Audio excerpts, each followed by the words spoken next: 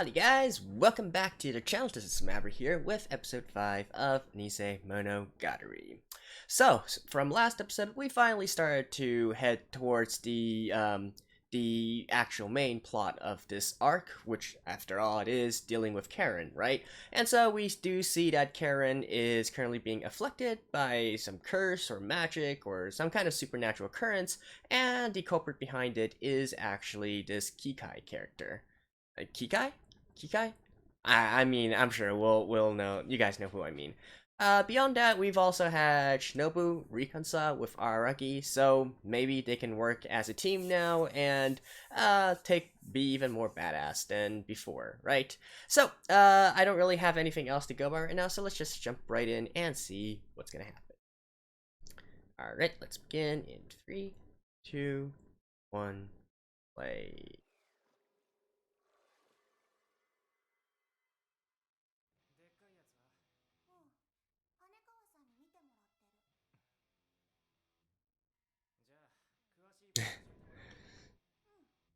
Why don't you get dressed first?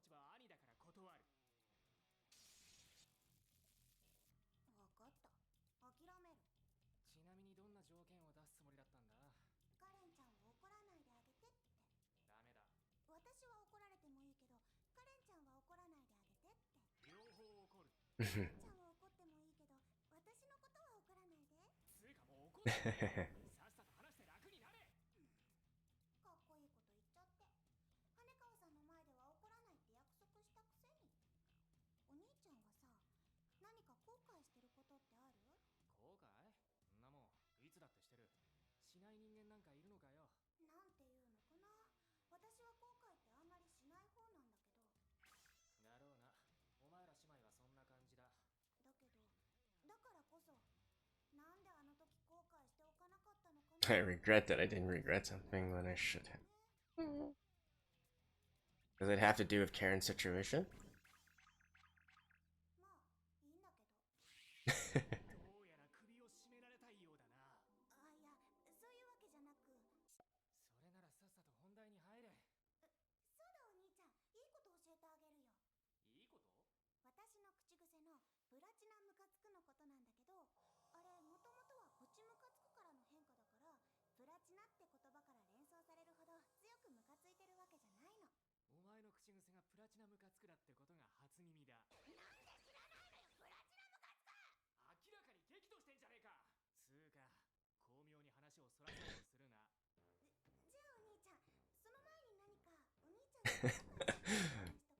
Hey, you brought the topic up.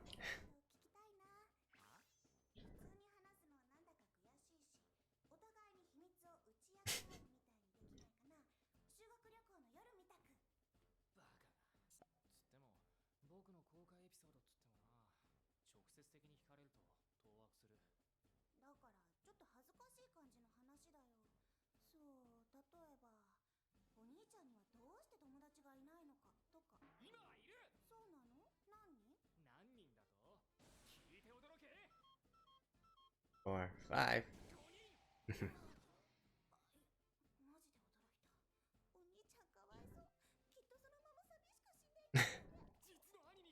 Hey, 5 good friends is more than enough.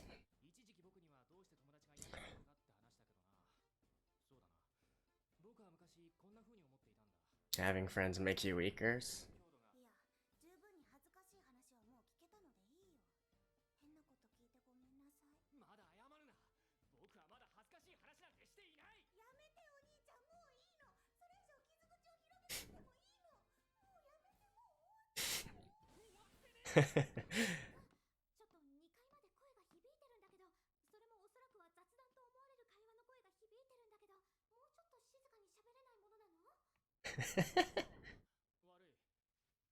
uh.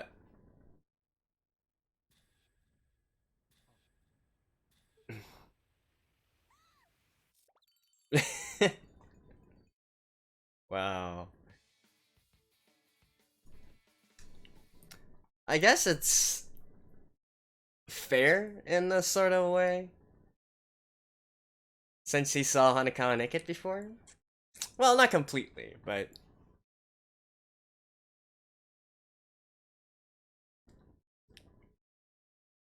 by the way, who dresses like that when there's actually guests in the house? Like, come on.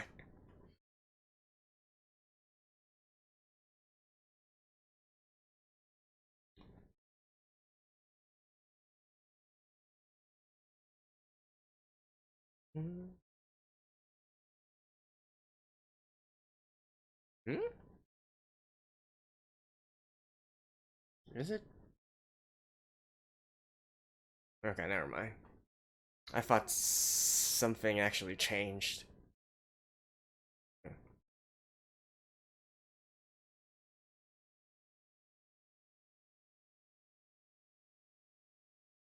Hmm. Now I'm really curious about the opening of the other sister.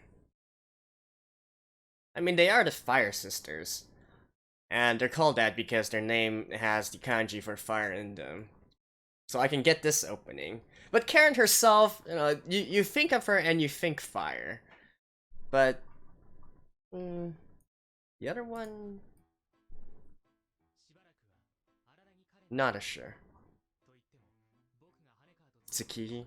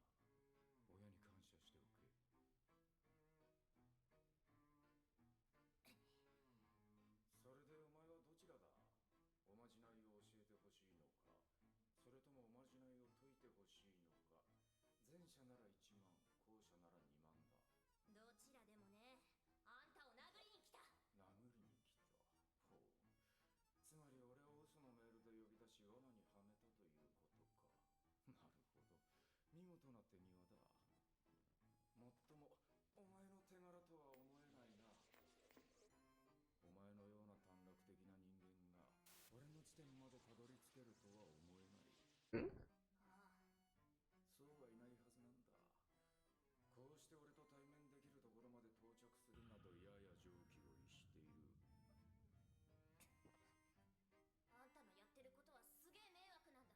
A touch abnormal? Huh.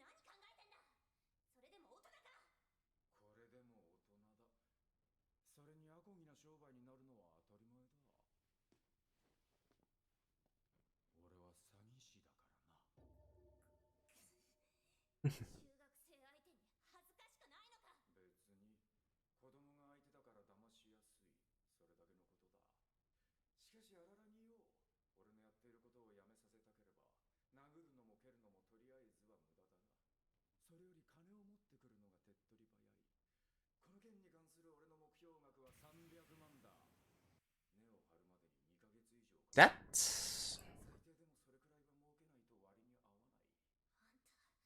Hmm. That's not even that much.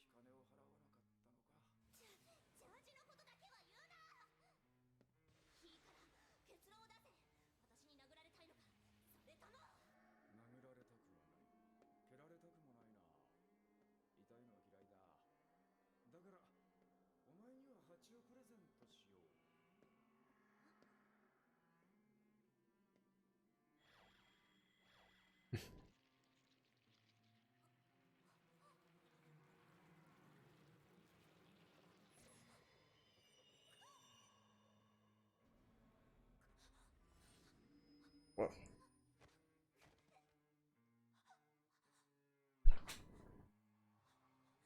dang it, there's a mosquito flying around.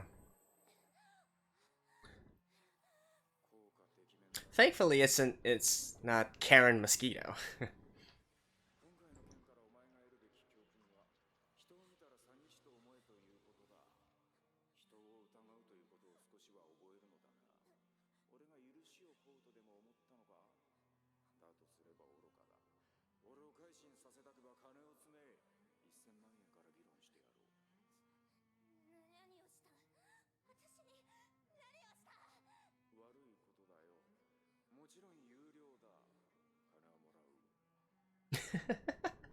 This guy. Well, I guess he is principled?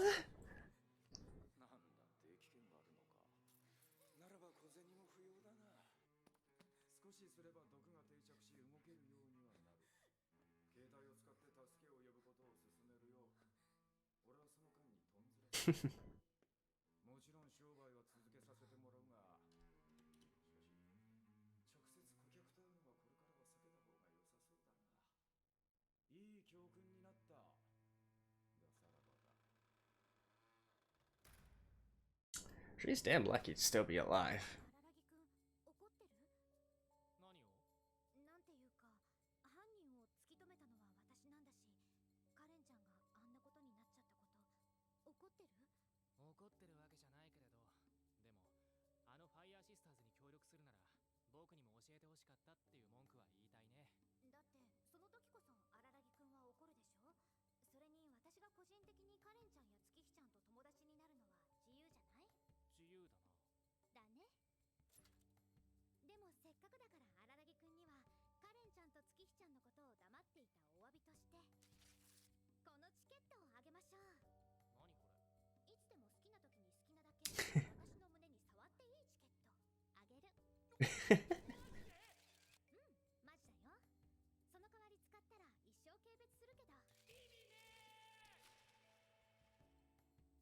Hey, you were willing to do it before.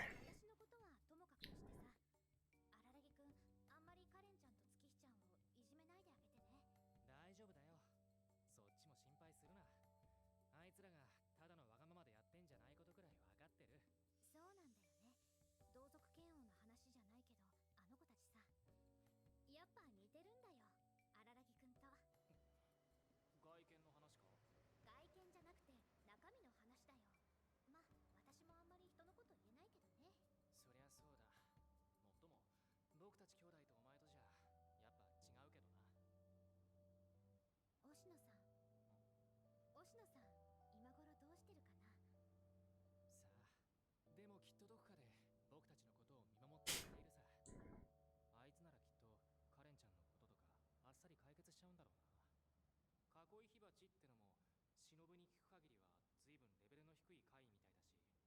忍ちゃん？囲い火鉢？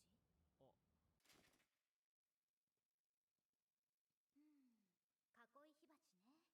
でも荒木くんが忍ちゃんと和解したってのはいい話だね。悪い話ではないけどな。まあ星野さんがこの町から出て行ったのも荒木くんに忍ちゃんを任せられると判断したからだもんね。本当なら文化祭の直後に和解しててもおかしくなかったくらいだもん。だとすると随分時間をかけてしまったもんだ。僕の怠慢と言っていいな。荒木くんは怠慢なんてしてないよ。それは私がよく知ってる。お前は何でも知ってるな。何でもは知らないわよ。知ってることだけ。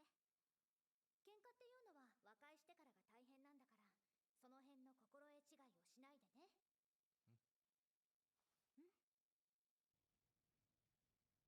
I guess those are some wise words of wisdom that are going to be tested immediately. じゃあこの辺でいいや。自転車乗ってけよ。貸しとくから。いいの？遠慮しないけど。じゃあありがたく借りてあげましょう。明日返すね。あ、今日中に解決しときなさいよ。荒木くんは明日からまた受験勉強をやらなきゃいけないんだから。兄としての立場もいいけど、高校生としての本分を見失わないでね。I love how they're just talking about solving this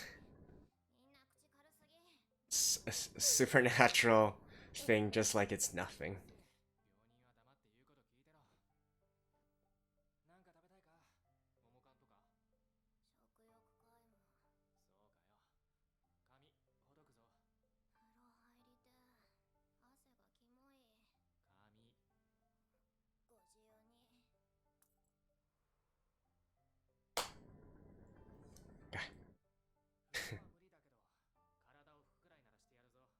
Ooh. お願いするわ。不本意ながら。そっか。じゃあまあ服脱いでろ。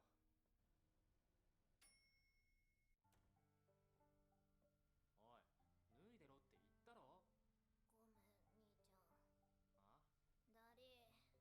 ごめん兄ちゃん。あ？ダリー、脱がせる。触れる。着せる。てめえ。Shit. 兄ちゃんに裸見られて恥ずかしい。なんで俳句調なんだよ。照れ隠し。風呂上がり半裸で踊ってるやつが何言ってんだ。踊ってる言うな。あれはエアロビクスだ。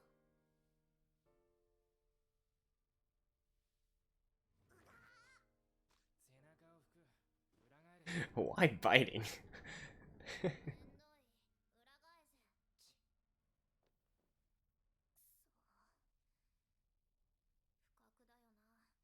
くそ。不覚だよな、こういうの。兄ちゃんに言われなくとも正しさよりも強さが大切なことくらい分かってるよ。でも急に強くはなれないじゃん。だからって強くなるまでは目の前で起きてる不正を見逃すなんてことはできないし、私に流れる正義の血が悪を許さないんだよ。お前は暴れたいだけだよ。僕から見りゃ。そりゃ兄ちゃんから見ればごっこなんだろうけどさ。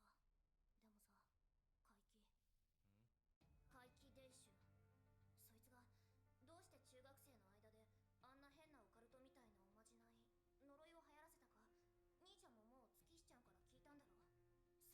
そう、お金のためだってさ。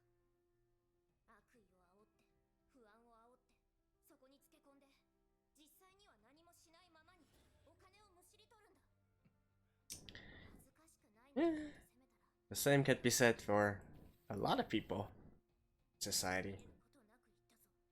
子供が相手だから騙しやすいって。騙しやすい。月日ちゃんの友達の戦国って子、あの子はなんだかすんげえ口が重かったけど、まあ何にしても兄ちゃんに助けられたらしいじゃん。でもそんなの幸運な例でさ、怪奇が噂の発信源だとも知らないで怪奇に助けを求めて要求されたお金を払うために万引きして捕まった子だっている。兄ちゃんならそんなの許せるのか？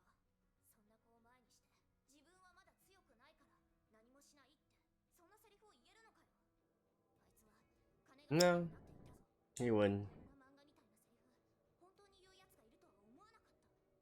だって確かに金は大事だけど They have the 大 same 切なもんがある。 sort of principles. 意見がかぶった。金は全てじゃない、ほとんどだ。いや、あんまり関係ないか。兄ちゃん、私や月日ちゃん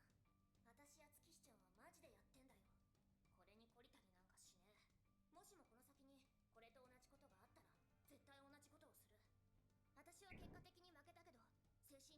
ねえ。もしもこの先にこれと同じことがあったら絶対同じことをする。私は結果的に負けたけど精神的には負けてねえ。そして次は勝つ。勝つまでやる。勝てなくともやる。大事なのは結果じゃないはずだろ兄ちゃん。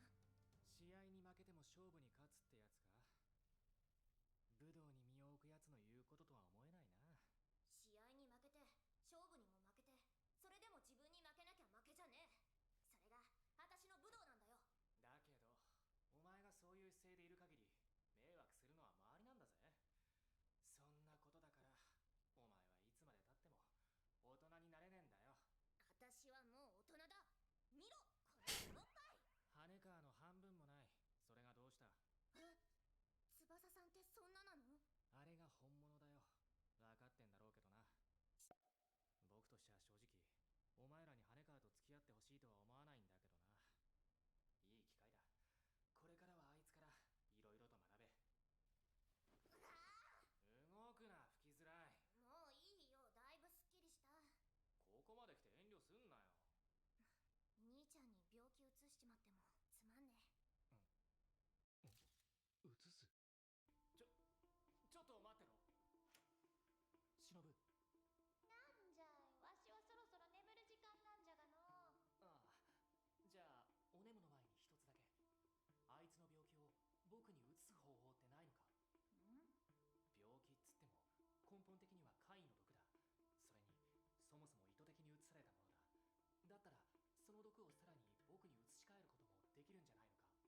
病をお前様が背負おうと。あるはある。しかしわしとしては正直進められる方法じゃな Hmm. い。進められんというか、そのひどく気の進まん方法じゃ。リスクは承知だ。リスクというかの、まあそれはそれで都市伝説なのじゃが、確かあの小僧は全く違う文脈で言っておったような。なんだよ、煮えない言い方だな。お前らしくもない。どうじゃろうな。許されることなのかどうなのか、わしとしては判断しかねる。 What? 許されるに決まってるだろう。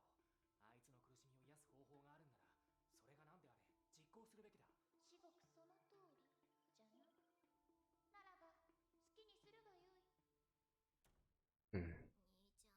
兄ちゃん、トイレかなんか知らないけれど、行くなら服着せてから行ってくれよ。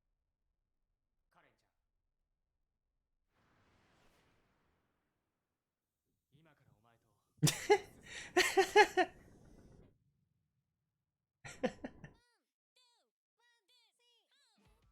Well, of course it's gonna have to be some weird sort of way.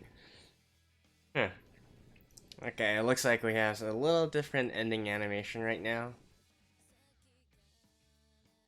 But I mean, it's the same song, so I'll just watch this on my own time. Anyways, see you guys in a second. Alrighty, seems like we left on a fairly interesting point, so looking forward to the next episode once that scene continues on. I don't think Araki is actually going to directly kiss Karen, is he? Although, you know, this being part of the Monogatari series, I really have no idea what's going to happen. But anyways, so in this episode, we sort of learn about the general, what happened, right? The gist of the situation. I would first of all, we already know that Karen and Tsukihito, well, I guess yeah, them both. They're sort of allies of justice.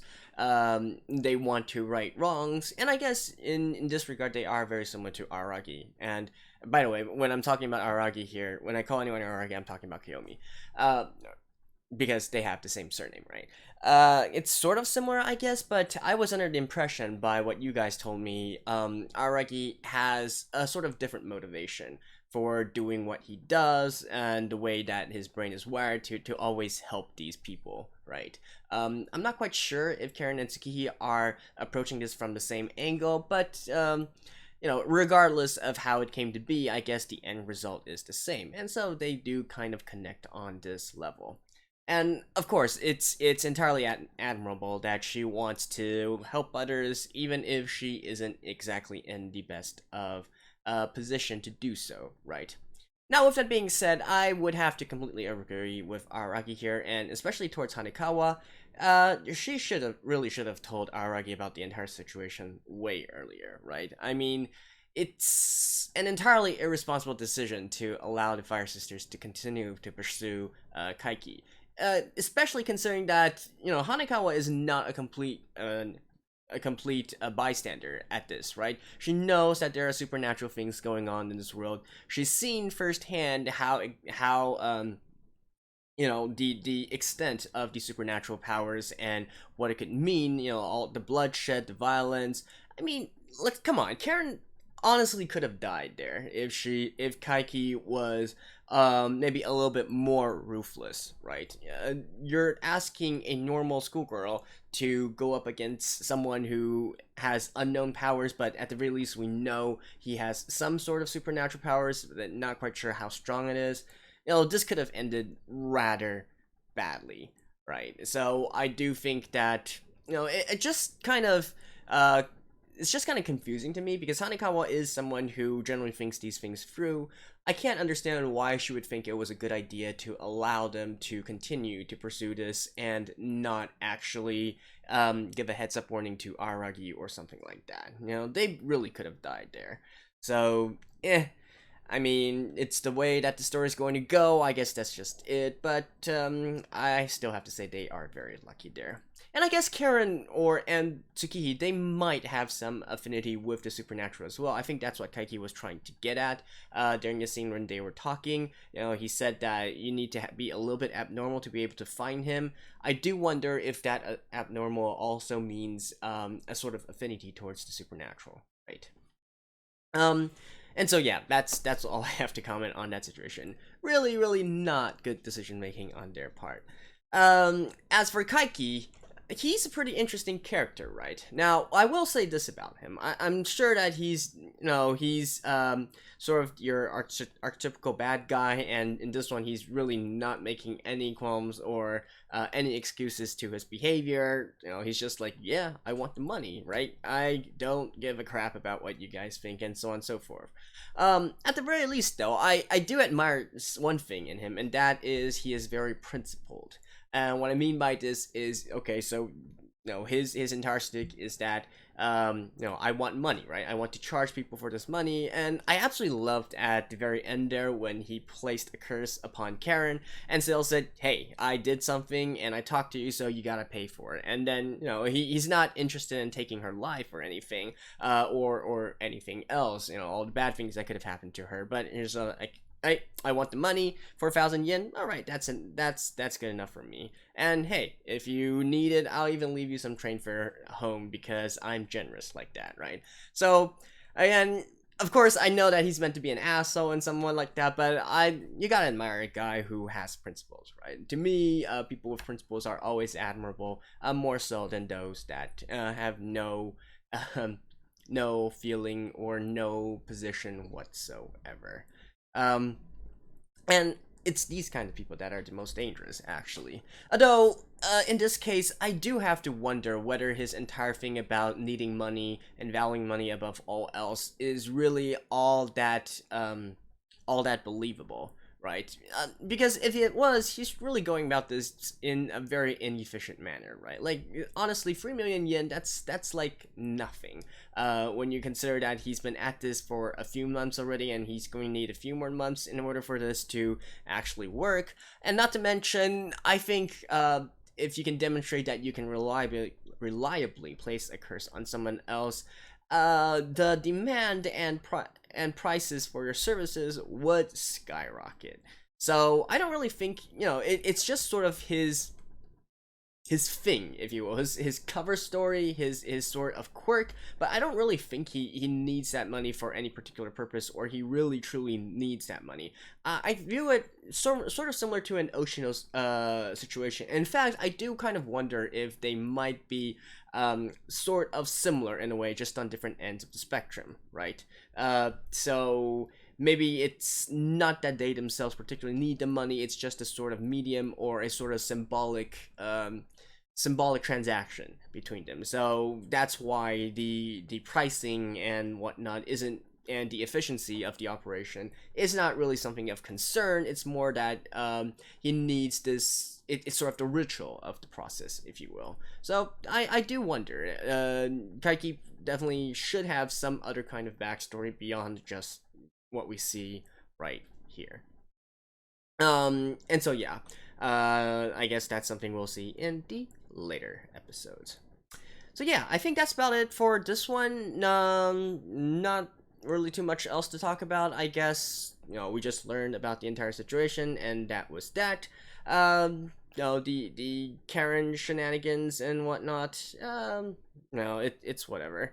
As for the one last thing I guess we can talk about is in regards to Kihi, and at the very beginning when she was asking Araki the question, or I guess more to the point that she regretted that she didn't regret something. Kind of cryptic. I do kind of wonder, if I had to guess right now, I think it might have something to do with Karen's situation. Like maybe she's blaming herself, she's regretting that she wasn't the one who took the brunt of the curse, or maybe she's regretting that she didn't go alongside Karen to meet Kaiki, or something of that sort, right? I do wonder if the regret is with that part, or it might be something that's left alone and will be reopened once we enter into her arc, right? So I guess this season is probably half and half for these two sisters, and so we'll see when we get there. So anyways, in the next episode, we will see the result of Karen's transfer of her curse, and I guess in order to get to the bottom of the situation, they're going to need to find Kaki, flush him out, and try to convince him in some way or another to lift the curse, right? And with how these things go, I wouldn't even be surprised if they actually just paid up money of some sort, or reach some kind of deal, let's say, with Kaiki, instead of just forcefully trying to defeat him or something like that. So there we go. That was episode 5 of Nisemonogatari. I will see you guys next week. Until then, bye bye.